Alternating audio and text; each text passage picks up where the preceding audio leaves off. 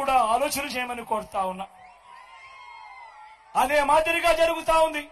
అదే మాదిరిగా దుష్ప్రచారంలో భాగంగా జరుగుతా ఉంది. ల్యాండ్ టైటిలింగ్ యాక్ట్ విషయంలో కూడా ఇదే మాదిరిగా జరుగుతా ఉంది. ప్రతి ఒక్కరికి మెసేజ్లు పంపిస్తా ఉన్నాడు.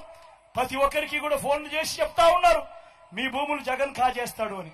అయ్యా చంద్రబాబు, జగన్ ఎలాంటి వాడో నీకు తెలియదేమో, కానీ ఈ రాష్ట్రంలో ఉన్న ప్రతి పేదకు తెలుసు జగన్ ఎలాంటి వాడో అని చెప్పి ఈ సందర్భంగా చెప్తా ఉన్నా. జగన్ భూములు ఇచ్చేవాడే కానీ జగన్ భూములు లాక్కునేవాడు కాదు నీ మాదిరిగా అని చెప్తా ఉన్నాడు. ఈరోజు అసలు ల్యాండ్ టైటిలింగ్ యాక్ట్ అంటే ఏమో చంద్రబాబు నాయుడు గారికి తెలుసా అని అడుగుతా ఉన్నాడు మీ జగన్. అసలు ల్యాండ్ టైటిలింగ్ యాక్ట్ అనంటే దాని అర్థం ఏమిటో తెలుసా? అసలు ల్యాండ్ టైటిలింగ్ యాక్ట్ అనంటే దాని అర్థము మీ భూముల మీద మీకు సర్వ హక్కులు కల్పించడమే ల్యాండ్ టైటిలింగ్ యాక్ట్ కు సంబంధించిన ముఖ్య ఉద్దేశం. మీ భూములు 100 సంవత్సరాల కిందట సర్వే జరిగింది. బ్రిటిషర్లు ఉన్నప్పుడు సర్వే జరిగింది. దాని తర్వాత ఏ ఒక్కడు కూడా సర్వే చేసిన పరిస్థితులు లేవు. ఎక్కడా కూడా 15,000 గ్రామ సచివాలయాలలో 15,000 సర్వేలను పెట్టించి ఏ ఒక్కరు కూడా ఎప్పుడు సర్వే చేసిన పరిస్థితులే లేవు.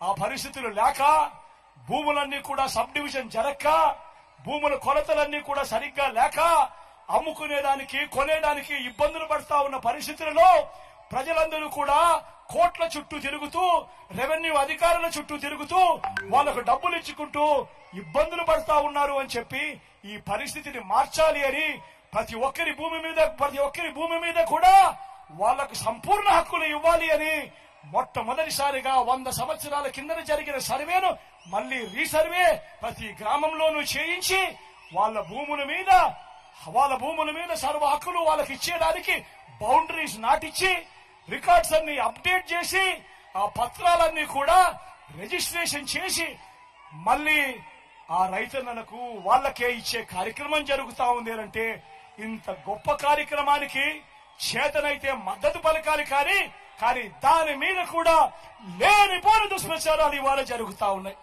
ప్రతి ఒక్కరిని కూడా ఆలోచన చేయమని కోరుతా ఉన్నా. అదే మాదిరిగా నిన్ననే ఈ పెద్ద మంచి చంద్రబాబు నాయుడు గారు